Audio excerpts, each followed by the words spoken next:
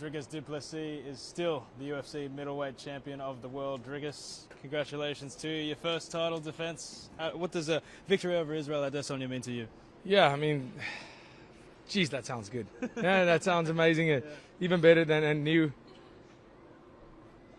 I mean, if you look at the division right now, I've beaten Sean Strickland, I've beaten Whittaker and Adesanya, the first to ever do that. The first person to ever beat those three and those two. You know, nobody has beaten Adesanya and Whittaker. It's never happened. And that's amazing testimony of the hard work of what I put in, and you know, getting so many people not believing that I was even ever worthy of being a top 10 fighter. Even being in the UFC, I've been getting that.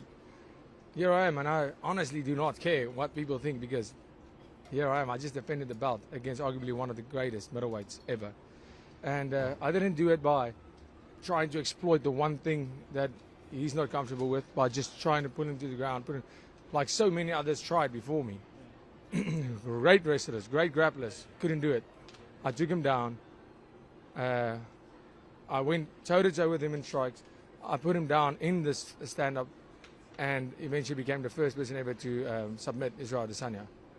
He said it himself on the mic, this is the best Israel Adesanya we've ever seen. And I'm really happy that he did, because I wanted that. The preparations I did for this fight was not for the Israel Adesanya that he claimed was not himself, the demotivated one. I prepared for the best Israel Adesanya, and he looked great out there tonight. His fire was burning a bit brighter than I originally thought, but as I said, there's no comparison when it comes to that fire in here. He was tired, I was tired. We both took shots. I landed big shots on him, and as the rounds progressed, I started seeing him fading, and I ultimately capitalized. But this whole journey has been absolutely incredible, and I'm 30 years old. Now I can't wait to see what the future holds.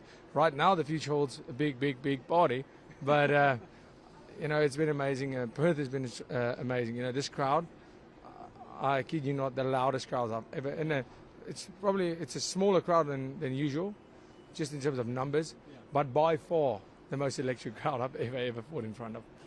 You mentioned the contenders that you've beaten. I asked Robert Whittaker what he thought after the fight. He said, you need to be willing to die to fight Dricus du Plessis. Could I get your response to that? Yes, and you know, I feel a lot of people, and that's why Robert Whittaker is one of the biggest legends of the sport, in my opinion. That's why he's my favorite fighter. You know, that's why I've always been such a big fan of Robert Whittaker. Before being in the UFC even, the man has an understanding for the game. He knows. He's been in those wars, the Yoel fights. He's been in there with me. So that was the first thing Robert Whittaker said, and that was something that stuck with me as well, because people always go, Dricus is a strong guy. They'll say it, and I know that for a fact, but they'll never talk about the intensity and the, you know, when I get tired. Now, Izzy is a cardio machine apparently, and also Strickland, who's seen me go and beat them at that. And Whittaker had the understanding of that you need to be willing to die. And I said that fight week, I say it every time, and a lot of guys do. I am willing to die, and I'm willing to take a life when I get in there. And that is the facts. That is the facts of the matter.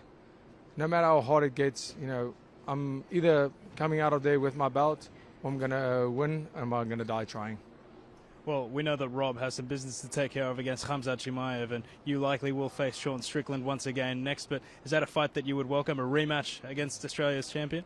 Absolutely, absolutely. You know, there's. I'm going to say it. I believe that they're doing Rob a little bit dirty here with what he's done.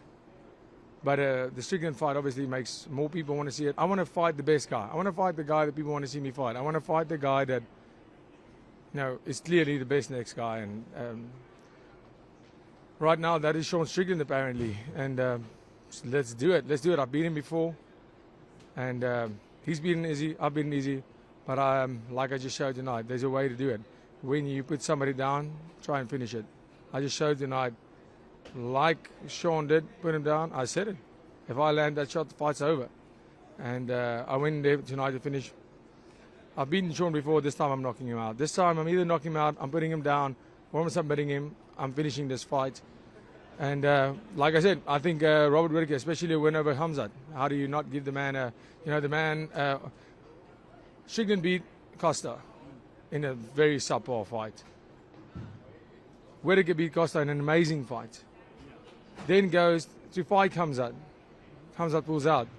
Whittaker steps up, fights, and Iskarov, a great fighter, but in terms of just risk, no reward.